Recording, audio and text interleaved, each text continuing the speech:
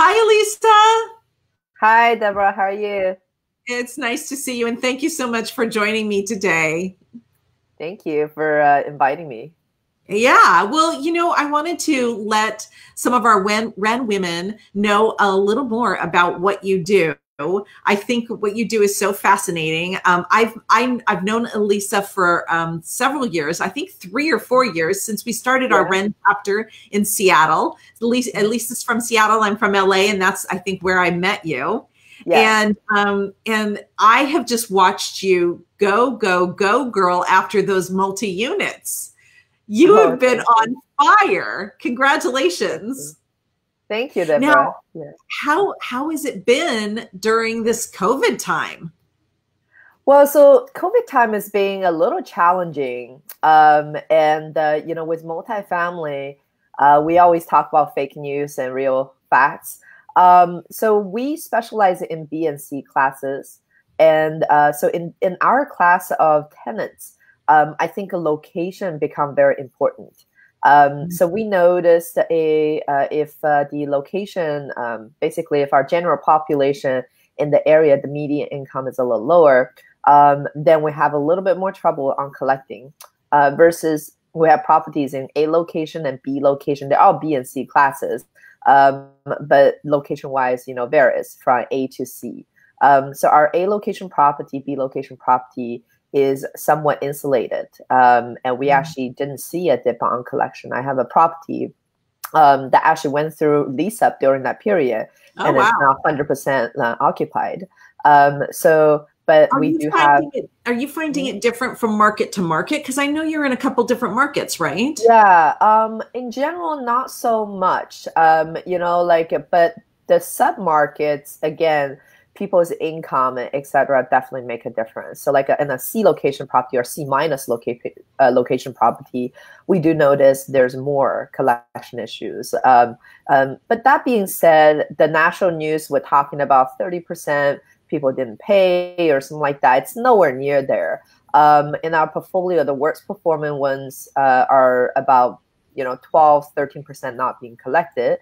And people tend to kind of try to ride out the waves. And then in a better location area, it is a little tougher to collect on the month. But up to now, because now a lot of stuff has opened, we're now pretty much caught up with like 100% collected. People like try to make it work, right? Wow, congratulations. Yeah, thank you. That's great. So yeah, so location is definitely something as we going into potentially a slowdown, definitely plays a bigger factor to it. That being said, as we kind of chasing cash flow, there's pendulum swing between cash flow versus risk factor.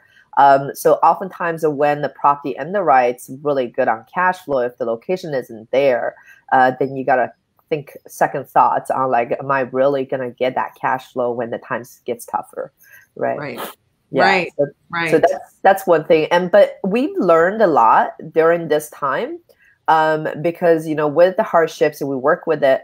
And in some senses, I think our customer, for example, our investor customer relations got better, because it requires us to basically update our investors more often. If everything is just nice and smooth, we have no need to frequent update our investor other than the monthly.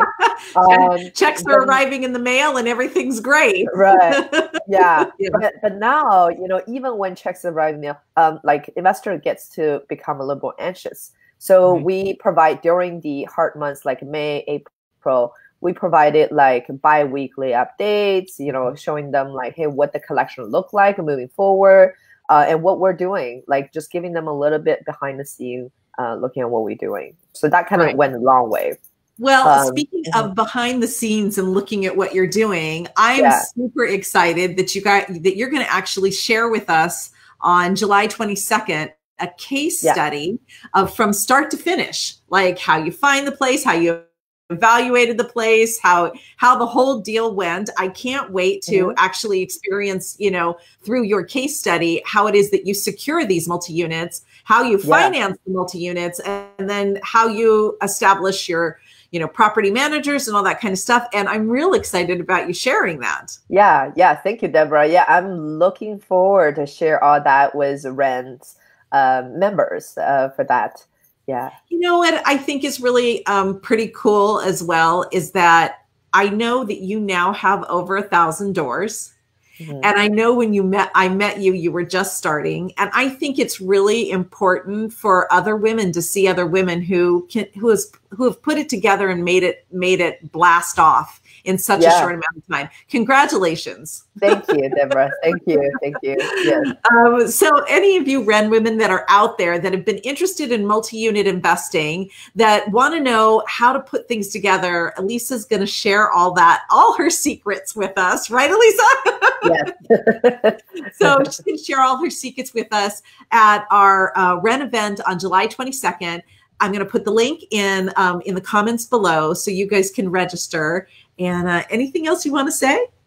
I think, like during this time, it's a little bit harder, but there are many opportunities and potentially more opportunity that's coming up, I would say, because there will be properties that maybe struggles, etc. So if you're thinking about getting into multifamily or getting into single family even, there will be opportunities in the horizon. So definitely invest in yourself and get into education programs and get prepared for these moments. Yeah. Hey, take those great words of advice from somebody who owns over 1,000 doors. Thank you so much, Lisa. Thank you, Deborah. Sharing. I'll see you on July 22nd. All right. I'll see you then. Bye. Bye. Hold.